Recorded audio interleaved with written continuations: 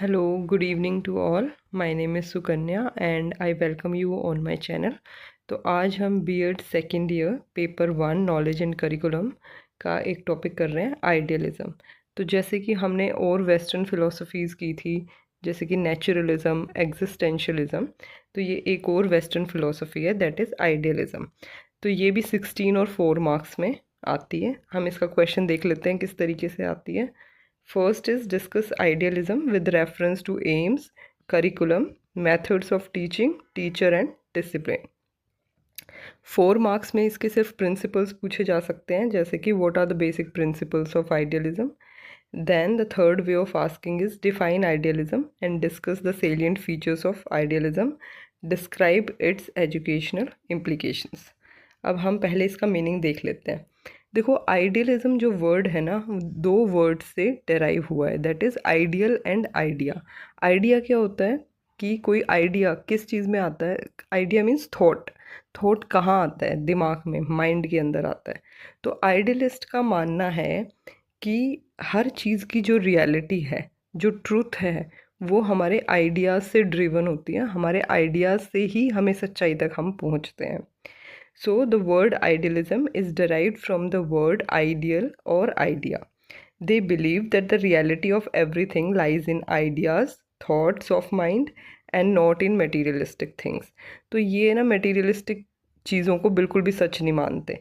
इनका मानना है कि हर चीज़ हमारे दिमाग से, हमारे थॉट्स से, इन सब चीज़ों से उत्पन्न होती है। फिर हम एक डेफिनेशन लिख देंगे। हेरोल्ड टाइटस ने ये डेफिनेशन दी है। Idealism asserts that reality consists of ideas, thoughts, mind rather than material objects and force. अब हम देख लेते हैं कि क्या प्रिंसिपल्स हैं, क्या कैरेक्टरिस्टिक्स हैं आइडियलिज्म के। जैसा कि मैंने बताया कि ये लोग आइडिया में, स्पिरिट में, सोल में, इन सब चीज़ों में मानते हैं, मटेरियलिस्टिक वर्ल्ड में नहीं मानते। So the first characteristic is reality lies in mind and spirit.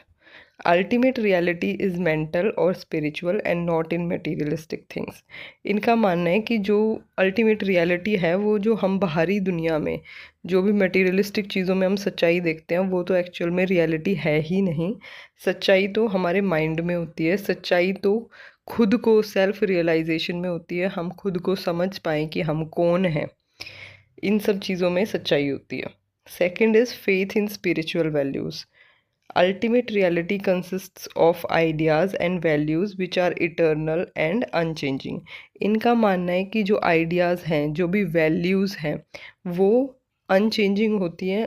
सच्चाई इन्हीं में ही है, क्योंकि ये इटर्नल होती हैं और अनचेंजिंग होती हैं। Real knowledge is perceived in mind. इनका कहना है कि man's wisdom help in attaining knowledge of truth. इनका मानना है कि जब इंसान के अंदर विवेक जागृत हो जाता है, उससे ही वो सच्चाई के बारे में नॉलेज को गेन कर सकता है। Then believes in universal mind. इनका मानना है कि जो यूनिवर्स, हमारा जो ब्रेन है, हमारा जो माइंड है, वो यूनिवर्सल माइंड का ही एक पार्ट है। और हमारे दिमाग में जो भी चीज़ें चल रही होती हैं, क्योंकि वो यूनिवर्स में ऑलरेडी प्रेजेंट है, तो उन्हीं सब चीज़ों पे डिपेंडेंट है हमारा माइंड। तो ये कहते हैं universe is created by God and human mind is a part of universal mind and is dependent on him. अब हम देख लेते हैं कि आइडियलिस्ट के अकॉर्डिंग एजुकेशन कैसी होनी चाहिए। तो इनका मानना है कि एजुकेशन ऐसी होनी चाहिए जिससे कि हम बच्चे को सेल्फ रियलाइजेशन तक पहुंचा सकें। So first is education should help in recognising the inner strength and weakness. Self realisation मतलब बच्चा अपने आप को जाने कि उसके अंदर क्या वीकनेस है, क्या स्ट्रेंथ है, वो एक्चुअल में है कौन। ठीक है, इन सब चीज़ों को जानना is self realisation. Second is spiritual development. तो ये जो है ना, इनका मानना है कि एजुकेशन ऐसी होनी चाहिए जो बच्चे की स्पिरिचुअल डेवलपमेंट में ज़्यादा फोकस करे। Third is transmission of culture. तो इनका मानना है कि क्योंकि एजुकेशन के थ्रू हम कल्चर को ट्रांसमिट करते हैं, मतलब एक जनरेशन से दूसरी जनरेशन को हम कल्चर देते हैं। तो पढ़ाई में, एजुकेशन में सबसे ज़्यादा एम्फेसिस हमें लिटरेचर, आर्ट, म्यूज़िक को करना चाहिए। हाँ, हमें साइंस, मैथ्स वगैरह ये सब सब्जेक्ट्स भी पढ़ाने चाहिए, पर मेन फोकस जो है वो हमारा आर्ट, लिटरेचर और म्यूज़िक पे होना चाहिए। Then fourth point is moral education. सबसे ज़्यादा इम्पोर्टेंस ये देते हैं मॉरल एजुकेशन को, वैल्यूज़ को, इमोशंस को, फीलिंग्स को, गॉड को, इन सब चीज़ों को ये ज़्यादा वैल्यू देते हैं।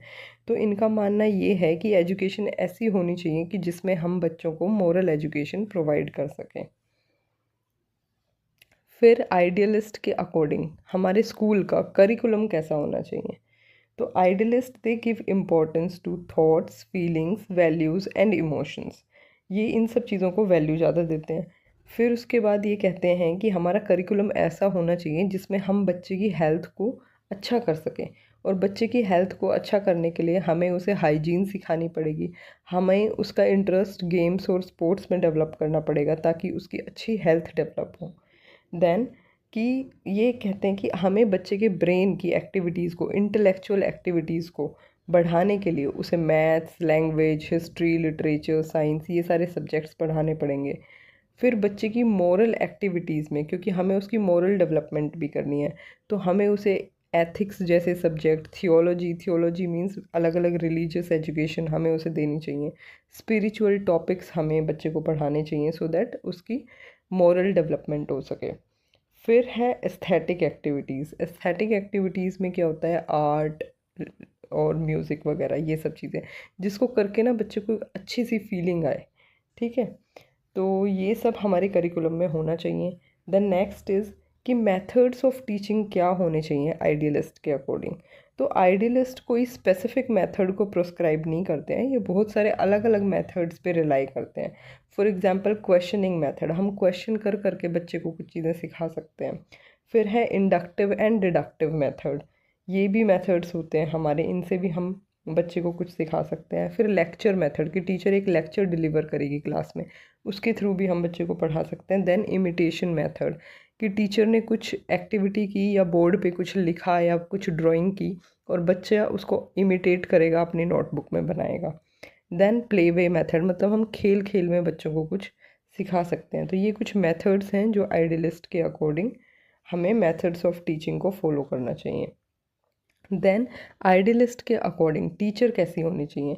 तो इनका मानना है कि टीचर एक लिविंग मॉडल होती है बच्चों के लिए। तो टीचर के पास बहुत ज़्यादा नॉलेज होनी चाहिए। She should be well read and she should be a source of inspiration for the students. Teacher he centre of education होती है इस पूरी प्रोसेस में, और बच्चों को यूनिवर्स के बारे में, यूनिवर्स की रियलिटी के बारे में सिखाने में सबसे मेन रोल जो है टीचर का ही होता है। So that's all for today. आज के लिए इतना ही था। अगर आपको वीडियो अच्छी लगी हो तो आप लाइक शेयर कर देना, और नेक्स्ट टॉपिक में हम कवर करेंगे प्रैग्मेटिज्म। Thank you.